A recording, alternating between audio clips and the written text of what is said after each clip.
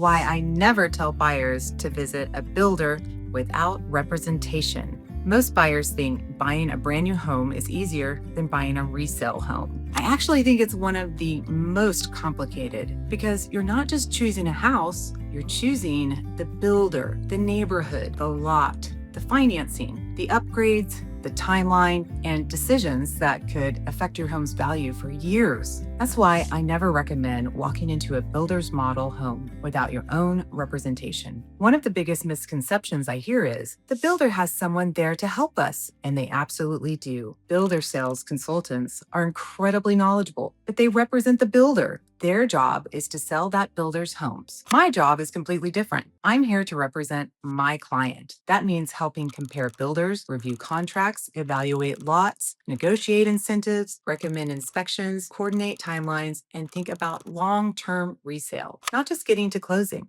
I've represented many buyers through new construction process. And one thing I've learned is this: the best decisions usually happen before anyone signs a contract. Number one, building isn't always the best option. One of the biggest misconceptions buyers have is assuming they need to build from the ground up. Sometimes that's absolutely the right decision. Other times, a builder's completed inventory home or spec home is actually the better value. Builders often offer stronger incentives on homes they want to sell quickly. That could include better pricing, interest rate incentives, closing cost assistance, appliance packages, design credits. Sometimes buyers can save money and move in sooner simply by considering both options. One of my jobs is helping clients compare building versus buying a completed spec home so they choose what's best for their family, not just what's being promoted that day. Sometimes the smartest home isn't the one you build. It's the one that's already finished. Number two, the design center can become very expensive. Walking into a builder's design center is exciting. It's also where buyers can spend tens of thousands of dollars in a single afternoon. Some upgrades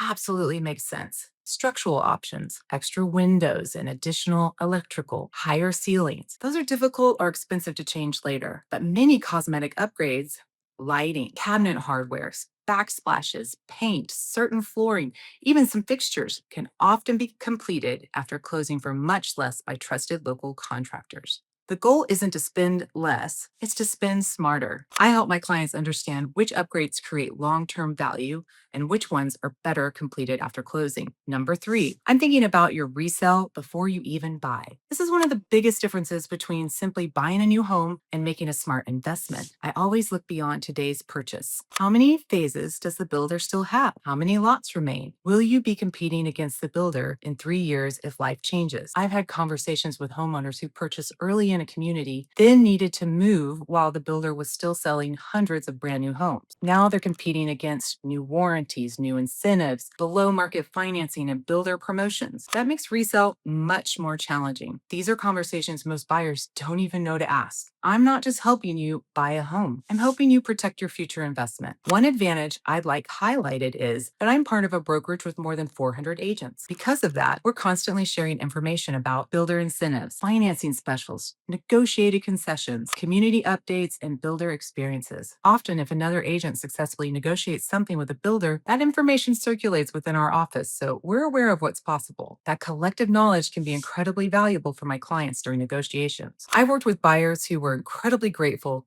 they had representation throughout the building process because there were so many decisions they never expected to make. I've also talked with homeowners who purchased new construction without representation and later found themselves in difficult situations. Some paid far more than necessary in the design center. Some purchased lots that hurt future resale. Some found themselves competing against the builder when they needed to sell because the neighborhood was still being developed. Those experiences reinforce why planning ahead matters. If you're thinking about buying a new construction home, I'd love to meet with you before you visit your first builder. Together, we'll compare builders, evaluate whether building or buying a spec home makes more sense, discuss current incentives, and walk through every stage of the construction process. I've also created a new construction resource center with guides and checklists that I'll share to help you make informed decisions from day one. Reach out to me today to schedule an appointment. I'd love to hear from you.